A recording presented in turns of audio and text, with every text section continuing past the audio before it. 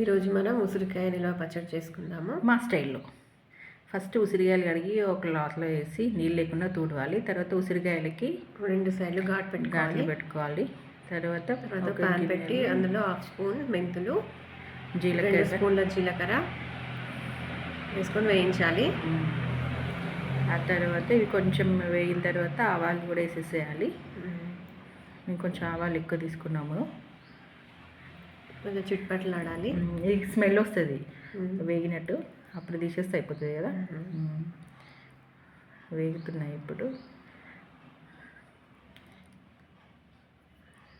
Next వేగినాయి కదా, ఒక బౌల్లోకి ట్రాన్స్ఫర్ చేద్దాము. చల్లారాలి కదా. నెక్స్ట్ అదే దాంట్లో ఆయిల్ పోసేసి పల్లి నూనె తీసుకోవాలి. మెయిన్గా చట్నీలకి పల్లి నూనె తీసుకొని ఒక్కొక్కటిగా ఉసిరికాయ డ్రాప్ చేసుకుంటూ మీడియం ఫ్లేమ్లో వేయించుకోవాలి. నూనె కూడా మీడియంగా వేడైతే సరిపోతుంది. ఇక్కడ మేము తీసుకునే మన దేశీ ఉసిరికాయలు పుల్ల ఉంటాయి, కొంచెం ఎక్కువ పుల్ల ఉంటాయి కదా. ఇలాంటివి అయితేనే చట్నీకి బాగుంటాయి అన్నమాట. సో వేసి మనం కొంచెం బ్రౌన్ కలర్లోకి వేయించుకోవాలి.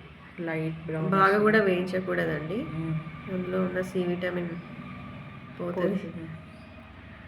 బట్ చట్నీ ఆగాలంటే మనం వేయించుకోవాలి. చట్నీ ఎక్కువ రోజులు ఉండాలంటే కొంచెం నూనెలో వేయించితే ఎక్కువ రోజులు ఉంటుంది. అందుకనే కొంచెం బ్రౌన్ వరకు వచ్చే వరకు వేయించుకుంటే సరిపోతుంది. నెక్స్ట్ ఒక 4 స్పూన్ తీసుకొని చూసుకోవాలి అది లోపల వేగిందా లేదా అని చెప్పేసి. ఇంకొంచెం వేగాల. ఇంకొంచెం వేగిన తర్వాత చూసుకుందాం. ఇప్పుడు దిగిపోయింది కదా దానికి. ఓకే, సో కంప్లీట్గా వేగిపోయినాయి. ఒక బౌల్లోకి వేసేసుకుందాము. హరీ బరీ ఉండొద్దు చట్నీ చేసేటప్పుడు నల్లగా. ఇప్పుడు అదే బౌల్లో తాలింపు వేసేసుకుందాము. జీలకర్ర, ఆవాలు, కొద్దిగా పసుపు వేసుకొని మేము తాలింపు చేసుకొని పక్కన పెట్టేసుకున్నాము. నెక్స్ట్ ఫస్ట్ ఉప్పు మిక్సీ పట్టుకుంటున్నాము. కల్లుప్పు తొందరగా అరగాలి కదా, అందుకని కల్లుప్పు తీసుకొని మిక్సీ పడుతున్నాం. చట్నీలో కల్లుప్పు అయితేనే బాగుంటుందంట. సో ఇది మెదిగిపోయింది. ఒక బౌల్లో తీసుకున్నాము.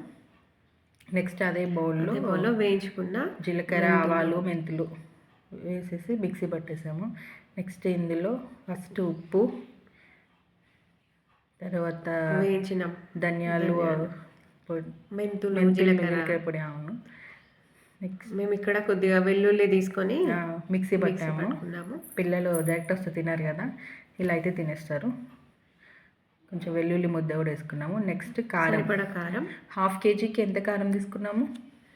కిలోకి అయితే 1/2 కేజీ తీసుకుంటారు. 1/2 కేజీకి మనము 130 గ్రామ్స్ తీసుకున్నాము. కొద్దిగా ఎక్కువైనా పర్లేదు.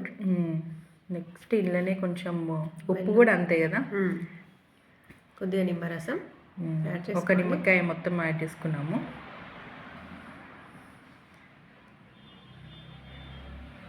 కొంచెం ఓపికతో కలుపుకోవాలి ఇది, అప్పుడే మొత్తం ముక్కకి కారం అనేది పట్టుతుంది అన్నమాట. నూనె మాత్రం మొత్తం చల్లారిపోయాక ఇందులో యాడ్ చేయాలి. చల్లారక ముందు యాడ్ చేయొద్దు. ఇప్పుడు తాలింపు వేసుకున్న ఆయిల్ మొత్తం యాడ్ చేసుకుందాము. మంచిగా ముక్క అన్నిటికీ పట్టుకోవాలండి. నెమ్మదిగా కలుపుకుంటూ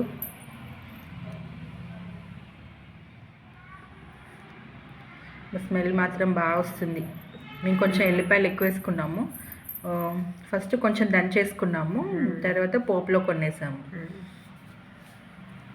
ఇప్పుడు 2-3 డేస్ అలాగే ఉంచి తీసేసుకుందాం. ఒక బౌల్లోకి ట్రాన్స్ఫర్ చేసుకుందాం. ఇప్పుడైతే బౌల్లోకి ట్రాన్స్ఫర్ చేసుకున్నప్పుడు ఇది ఒక 6 డేస్ తర్వాత మేము చూస్తున్నాము.